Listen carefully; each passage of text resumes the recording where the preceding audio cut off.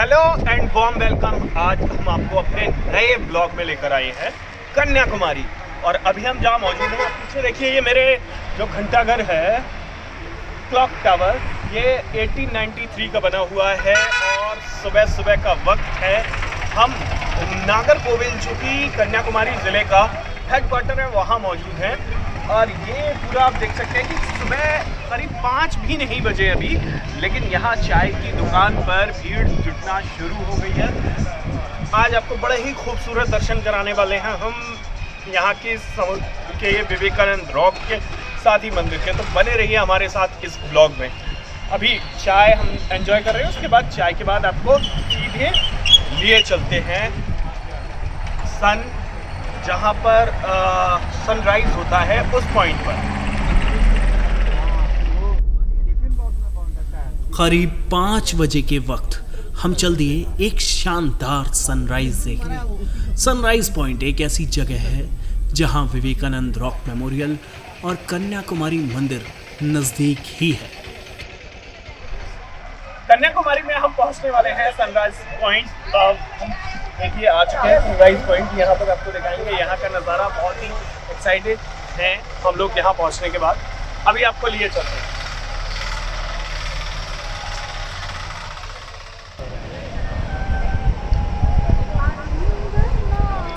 समंदर की इन लहरों के किनारे हम अकेले नहीं थे, हमारे साथ लोगों का एक हुजूम था। ये लहरें हमारे करीब आकर मानो कह रही हूँ, जो देखने जा रहे हो वो तुम्हारी कल्पना से परे है। और इसी के साथ हमें दर्शन हो गए भगवान भास्कर के, यानी सूर्यदेव के। ये नज़ारा गजब का था।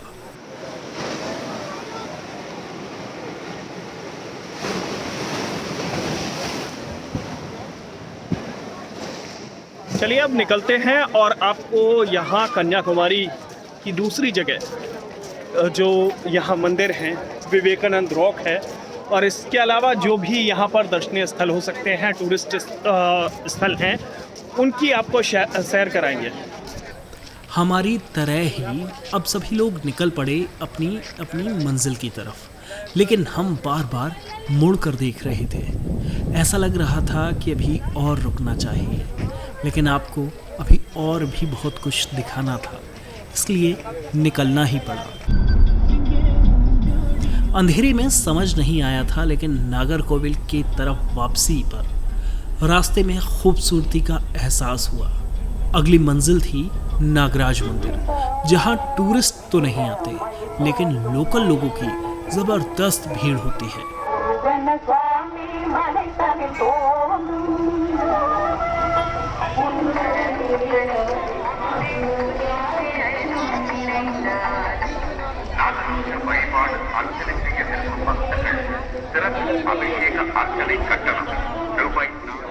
अंदर घुसे तो घंटों की वेटिंग, और नियम ये कि आपको अपनी शर्ट उतार कर ही दर्शन करने होंगे।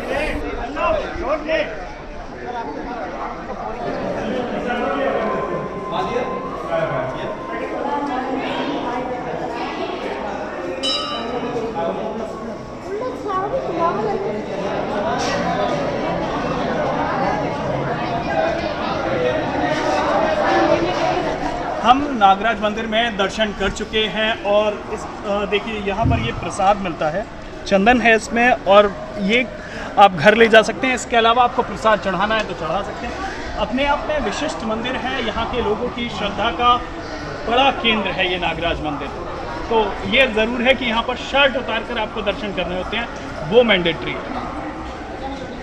चलिए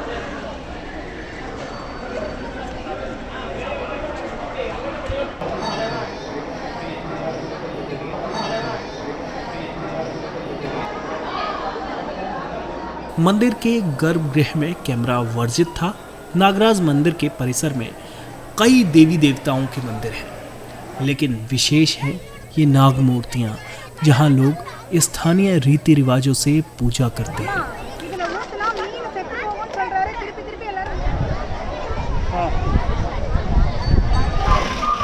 नागराज मंदिर का अपना सफर हम पूरा कर चुके हैं। बड़ी सुखद यात्रा थी, यादगार अनुभव था। अब आपको लिए चलते हैं कन्याकुमारी के दूसरे डेस्टिनेशन पर, वहाँ जहाँ आपको शायद और सुखद आश्चर्य होगा। भारत की आखिरी चट्टान जहाँ स्वामी विवेकानंद ने एक तरह से साधना की थी, तो भारत की आखिरी चट्टान विवेकानंद रॉक मेमोरियल अब हो चुका है और आपको लिए चलते हैं विवेकानंद रॉक मेमोरियल में। लेकिन देखिए टिकट काउंटर पर काफ़ी भीड़ है, टिकट काउंटर पर, और इसके अलावा स्पेशल एंट्री है, स्पेशल एंट्री टिकट है, वो भी काउंटर क्लोज है फिलहाल। लेकिन अब आपको आगे लिए चलेंगे और दिखाते हैं विवेकानंद रॉक मेमोरियल। भारी बारिश की वजह से हमें कुछ देर इंतज़ार करना पड़ा, लेकिन आखिरकार हमारी बोट आई जिस पर हम सवार होकर विवेकानंद रॉक मेमोरियल के लिए बढ़े। ये वंदे भारत का समंदर वाला वर्जन है। नहीं आ रहा है, वो फोटोग्राफी कर रहा है, हिंदी में पड़ेगा।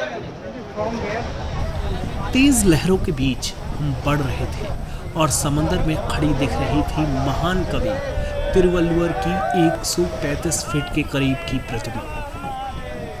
लेकिन इनकी मूर्ति से कहीं बड़ा है भारतीय साहित्य में इनका योगदान।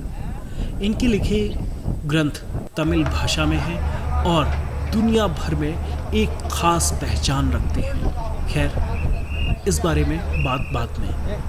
घनश्याम जी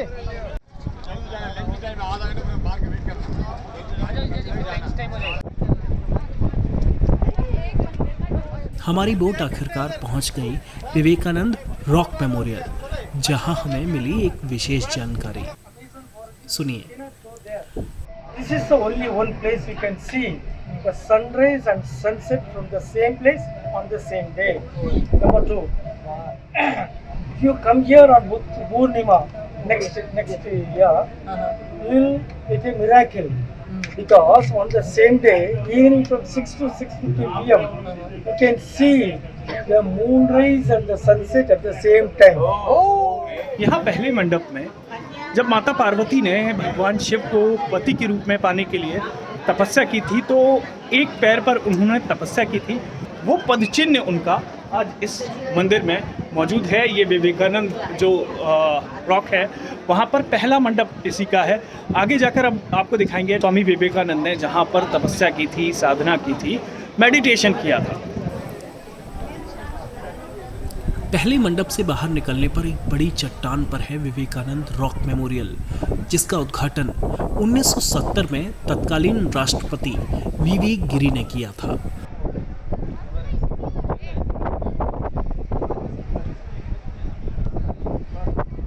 यहाँ अंदर फोटोग्राफी मना है, लेकिन इस चट्टान पर खड़े होकर ये पूरा क्षेत्र दिखाई देता है। फोटोग्राफी मना है तो अब आपको फोटोग्राफी अंदर मना है, लेकिन बाहर खड़े होकर तो अंदर दिखाया ही जा सकता है। अंदर का एहसास बेहद खास था। हम 3 दिन तक जहां स्वामी विवेकानंद ने ध्यान किया था उस स्थान से होकर आ चुके हैं। अंदर उनके गुरु रामकृष्ण परमहंस की भी तस्वीर लगी हुई है। इसके अलावा होली मदर शारदा देवी की तस्वीर है। तो अपने आप में बड़ा ही दिलचस्प स्थान है और आश्चर्य में पड़ जाते हैं लोग कि कैसे 1892 में स्वामी विवेकानंद, जो कि तमिल भाषा से उतना परिचित नहीं थे, यहाँ जब दक्षिण भारत आए फिर उन्होंने इस शिला का चयन किया कि यहाँ पर वो 3 दिन बैठकर, जो कि समुद्र, जहाँ एक तरह से आखिरी चट्टान है भारत की, 500 मीटर करीब यहाँ से जो दूरी है, जो मेनलैंड है, ये समंदर के अंदर चट्टान है और यहाँ बैठकर उन्होंने दर्शन किए, यहाँ बैठकर साधना की। ये जो विवेकानंद रॉक है तीसरा मंडप है, जहाँ खुद प्रधानमंत्री नरेंद्र मोदी ने मेडिटेशन किया था रुककर।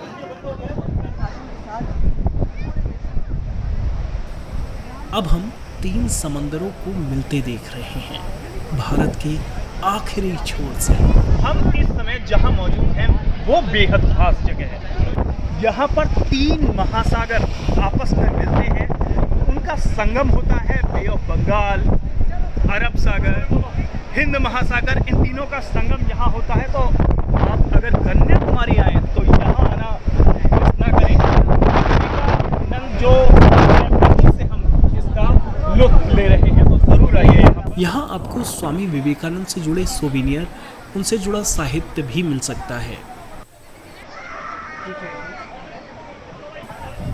जब हम ये व्लॉग रिकॉर्ड कर रहे थे तब तिरुवल्लुवर की मूर्ति तक रॉक मेमोरियल से डायरेक्ट पहुंचने का रास्ता बन रहा था, जो अब तैयार हो चुका है। खैर, यहाँ घूमकर हम वापसी के लिए एक बार फिर अपनी बोट पर सवार हो गए।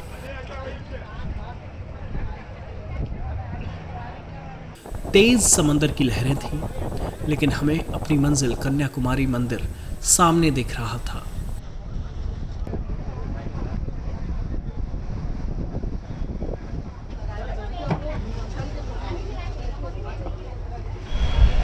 मंदिर के नज़दीक ही कई आप शॉपिंग भी कर सकते हैं और खाना खाने के लिए भी यहाँ पर विशेष स्थान है। होटल सरवना अपने आप में फेमस है पूरे तमिलनाडु में, तो यहाँ भीड़ भी काफ़ी रहती है।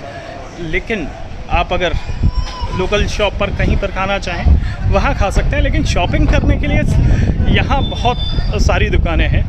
तो आखिरकार हम जब मंदिर पहुँचे तो वहाँ भीड़ न देखकर आश्चर्य में थे।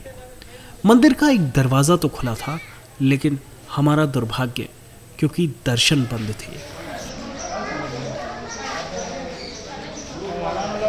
कन्याकुमारी में अगर आप मंदिर आते हैं तो एक विशेष बात ध्यान रखिए, क्योंकि दोपहर में 12 बजे के बाद ये मंदिर के दरवाजे बंद हो जाते हैं, शाम को 4 बजे के बाद खुलते हैं। तो सबसे मुफीद टाइम है सुबह 4:30 बजे के आसपास आप दर्शन कर लीजिए, क्योंकि 4:30 बजे दर्शन में भीड़ बिल्कुल नहीं रहती। लेकिन जब भी सनराइज़ के बाद यहाँ वो पूरी एक तरह से भीड़ ये मंदिर की तरफ आती है, तो विशेष तौर पर इसका ध्यान रखें। फ़िलहाल हम दर्शन नहीं कर सके हैं, आगे दर्शन करेंगे, लेकिन अंदर फोटोग्राफी की परमिशन नहीं है तो वो भी आपको नहीं दिखा सकते। तो फ़िलहाल कन्याकुमारी के इस वीडियो में इतना ही, और ज़रूर आप इस निश्चित तौर पर हमारे इस चैनल पर देख सकते हैं विशेष वीडियो जो कि धार्मिक और सांस्कृतिक विरासत से जुड़े हुए हैं। तो लाइक, सब्सक्राइब और शेयर ज़रूर कीजिए। हमने आपको शुरुआत में सनराइज़ दिखाया था, लेकिन यहाँ का सनसेट भी उतना ही खूबसूरत होता है। आप कन्याकुमारी आ रहे हैं तो नियरेस्ट एयरपोर्ट 1.5 घंटे की दूरी पर त्रिवेंद्रम है, और यहाँ ट्रेन नागरकोविल तक बड़ी संख्या में चलती हैं अगर आप चेन्नई की तरफ से आ रहे हैं। इसके अलावा आपको कन्याकुमारी तक भी सीधे ट्रेन मिल सकती हैं। होटल आप अपने बजट के हिसाब से ले सकते हैं, गर्मियों में जाना अवॉइड करिए। अब आप ग्लास ब्रिज के ज़रिए रॉक मेमोरियल से तिरुक्कुरल के रचयिता तिरुवल्लुवर की मूर्ति तक सीधे पहुंच सकते हैं। वहां ज़रूर जाएं और उनके बारे में ज़रूर जानें। हम धार्मिक और सांस्कृतिक ब्लॉग्स बनाते हैं। लाइक और सब्सक्राइब करने के साथ ही अपनी राय ज़रूर कमेंट बॉक्स में बताएं। जल्द ही मिलते हैं किसी और ब्लॉग में।